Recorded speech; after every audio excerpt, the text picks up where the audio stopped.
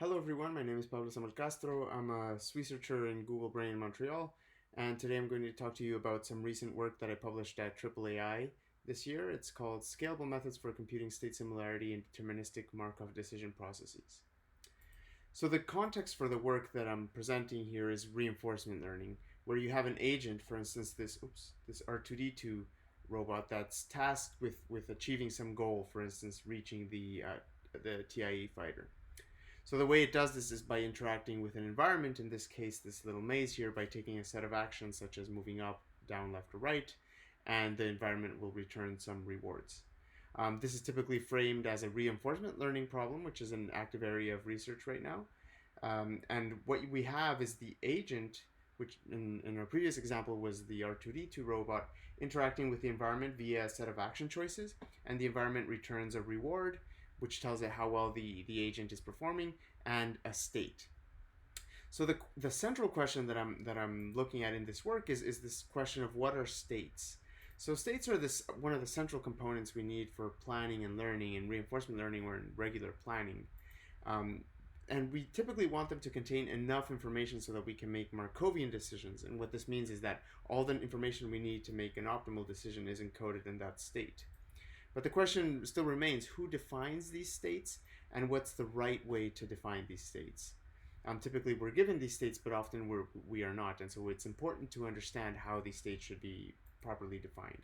So for instance, if we consider this example here, it's a simple grid world where all we're trying to do is reach these green cells over here. It's a simple problem. But what if we were to create an exact duplicate of this grid world and just create a clone, and we add these transitions so that the agent is randomly flipping back and forth between these two levels, but the transitions within the levels are exactly the same. So in this case, we've essentially doubled the size of the state space for no reason, because the agent could really just find an optimal plan in the first floor, and that plan would be equally applicable in the second floor. So what we really are after is a notion of state that captures behavioral indistinguishability, because this will really allow us to do learning in an efficient and compact way. So a little bit of mathematics to introduce what I'll be talking about. We're dealing with Markov decision processes, which are defined by this 5 tuple, where S is a set of states that the agent can inhabit, A are the set of actions that the agent can take, P define the transition dynamics for an agent, so how the agent moves between states in the environment. R is the reward function, which determines for each state and action that the agent takes what the reward it receives from the environment. And gamma is a discount factor that's typically used to encourage the agent not taking too long before receiving the rewards, but it also has some mathematical properties that are useful. A policy is what we call this function pi that maps states to a distribution over actions, and this basically encodes the behavior of the agent. So what action choices will the agent make depending on what state it's in.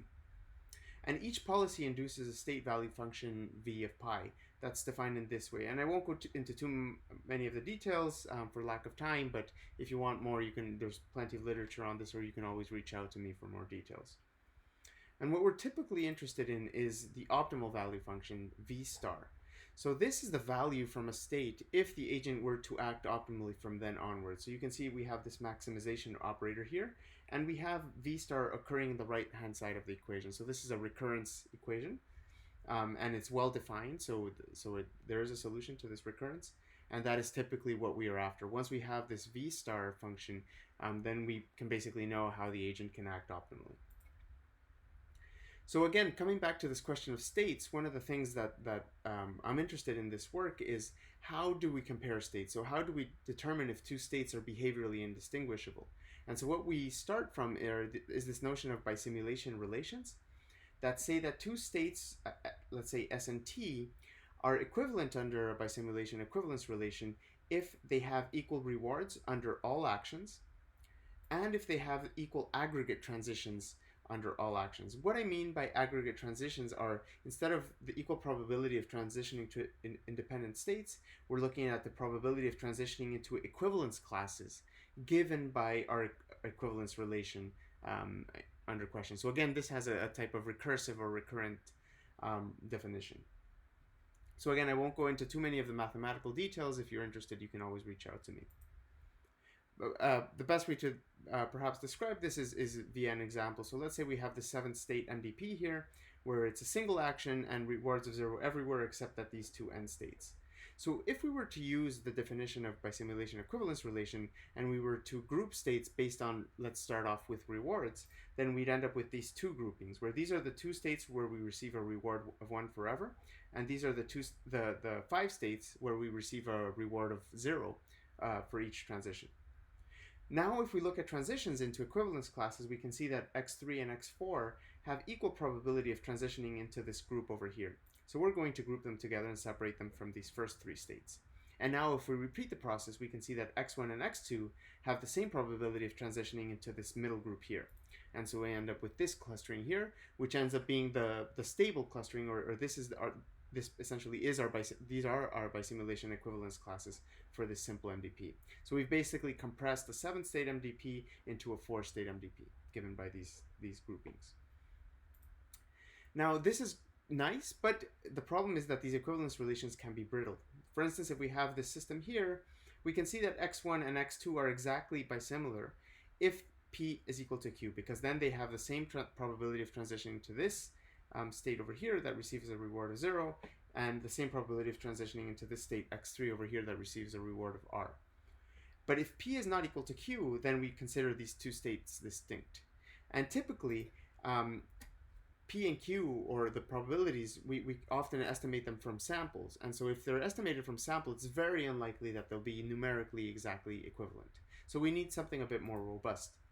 And this is where pseudometrics come in. These are a nice and well-defined way and theoretically founded way of generalizing equivalence relations.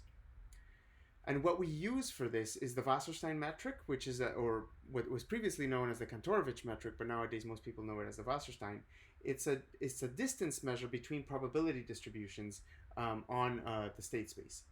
So it can be computed via this primal linear program here, or via the dual linear program. And again, I won't go into too many details, but if we look at the dual formulation, this is actually equivalent to a minimum cost flow problem. So the way you can think about that is if we're looking at two state distributions, for instance, this one on the left-hand side given by mu, and this one on the right-hand side given by nu, then if we connect all of these states together and the cost of flow from these left states to the right states are given by our metric d, then what we're trying to do is push essentially a unit of water, because this is a probability distribution, so the sum of these mu's add up to 1. We're trying to push this unit of water from the left-hand side to the right-hand side. And the right-hand side, again, is a probability distribution, so it's going to receive a unit of water again. And so this optimization problem, this is one way of solving the Wasserstein for finite MDPs. Okay, so we're going to use that Wasserstein in this formulation here, where we can see that we have two components. One is the difference in reward. So this is generalizing this notion of equality in rewards. And the second is this Wasserstein distance between probability distributions. And this is generalizing this notion of equality under transitions to equivalence classes.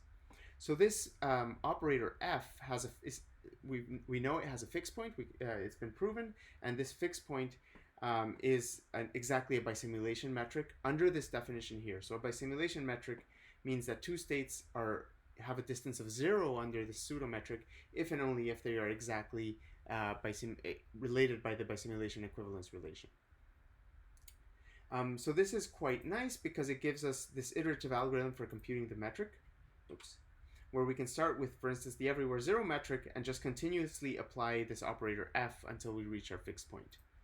Now what's nice about this fixed point, this bisimulation metric d tilde, is that it serves as an upper bound on the difference in optimal values. And this can be nice if we're interested in for instance, continuity or generalizability when we're dealing with neural networks.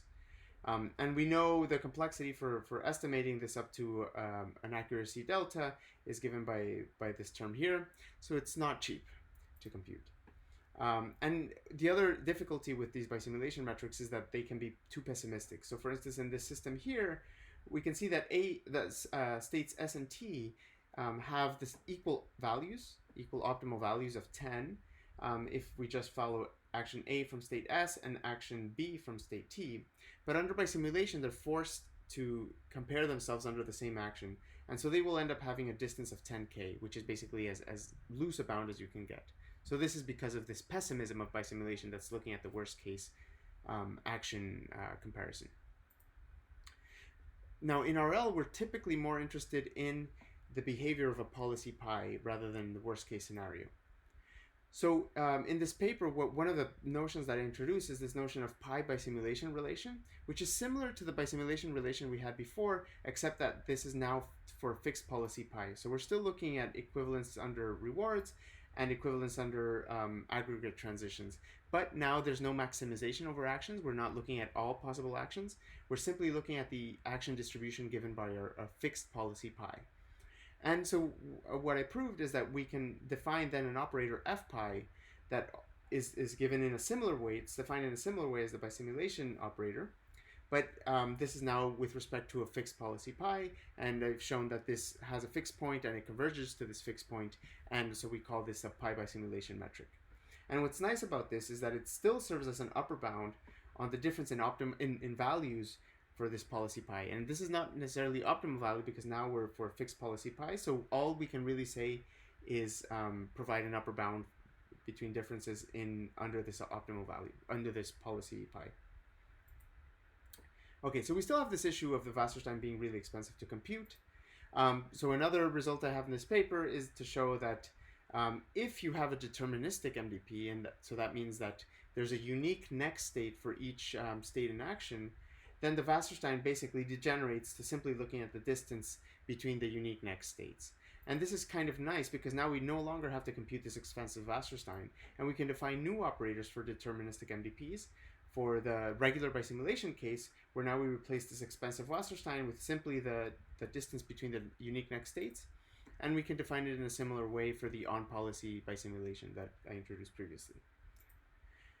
So I introduced a method for computing the bisimulation equivalence relation previously, where we start with or the bisimulation metric, where we start with an everywhere zero metric and we continuously apply the operator f.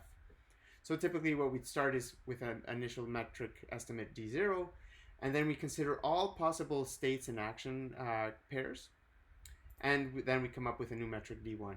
And then once we have D1, we again consider all state action pairs to come up with a new metric D2. So this can be quite expensive as your state space and your action space increases as you're considering all state and action pairs. So another thing I introduced in the paper is this idea of, instead of looking at all these state action pairs, we look at samples of transitions. So if we have two transitions here, so one is from state S and taking action A, and the other is from state T and taking the same action A, we're going to call this set of transitions tau. What we can do is, in intuitive terms, is simply at every step when we sample one of these transitions, we are going to look at the maximum of our previous estimate for the distance, or this operator that we introduced previously. And this is only for the transitions that we sampled. For all the other transitions, we maintain our previous estimate. So this is also sometimes referred to as asynchronous dynamic programming. But what I showed in my paper is that if you start from the everywhere zero metric and apply this asynchronous update as I introduced previously, then we are, as long as we sample all state and action pairs infinitely often, then we are guaranteed to converge to the true metric almost surely. And this result holds for the on-policy bisimulation as well. So what's nice about this is that then we can use this method for learning an approximation. Because even if we had this asynchronous dynamic programming, we still have to enumerate all state action pairs. And so that means we still have to maintain a tabular representation of all states. But if we're dealing with very large states or continuous states, this is simply not feasible. So the final idea, or the main idea introduced in the paper, is this notion of using a function approximator or a neural network to approximate this metric. So if we have two state representations, we pass them through this network, and the output of this network will be an estimate of our bisimulation metric. So I won't go into too many of the details, but the idea is basically we have, for instance, a replay buffer that we can sample from, and we can sample transitions from this, and we can use this to update the weights of our network, and this network will eventually learn to approximate our metric pretty well. So I ran some examples on, for instance, a simple grid world where it's typically discrete, so this has 31 states, but we can add we can change the representation of the states to be the XY coordinates, and so we can add some Gaussian noise, and so this essentially makes this simple 31 state MDP into a continuous MDP. And we can use our function, neural network function approximator to approximate the true metric, which we can compute in closed form. And so we can see that we get some pretty good results. We have the errors going down quite low when we normalize them. So in absolute terms, it's a bit difficult because we have no of the bootstrapping issue that we have with RL as well. But when we look at the normalized scores, we can see we get very low error. And in qualitative evaluations, we get some pretty good results. But what's more exciting is that we can use this idea for even larger systems than simple grid worlds that have been made continuous. So for instance, we can take an Atari game from the dopamine framework, or an agent trained in the dopamine framework, and we can train these metrics. And so what we have here is we're comparing this bottom left state, which is the start of the game, against every other state that the agent is encountering. And so what we're plotting on the top right here is the bisimulation metric estimate that we're computing with the introduced method. And what you can see is that these spikes here correspond to the agent killing one of these aliens. And so this is quite nice because if you look at pixel differences, the pixel differences are quite small, but the metric approximant is able to capture these notions of behavioral dissimilarity. So when you kill an alien, there's a discontinuity in terms of the possible future behaviors. And so the other thing we look at is the histogram of the distributions of states. And what I found is that if you look at the furthest state from the starting state, these all correspond to the states where the agent is about to die, which is, when you think about it in terms of behaviors, this is as far as you can be from starting the game. But if you look at it from a pixel perspective, it's not that much different from starting the game. So in conclusion, this paper introduces a new notion of bisimulation that's more amenable to RL, as well as introducing two methods for computing these metrics in a scalable way, either via exact sampling in a tabular case or via learning. And so this opens up the doors for applying bisimulation metrics in larger systems, and there's already been some follow-up work from Facebook where they're able to use this idea for learning and control in the reinforcement learning setting and making the learning process happen much faster. So, muchas gracias, thank you very much. And I think I'm a little bit over time, so unfortunately can't be connected in person with you. But if you have any questions or comments or want to chat more about this work, I'd love to hear from you. So please reach out. This is my Twitter handle. My DMs are open, so look forward to chatting more. Thanks.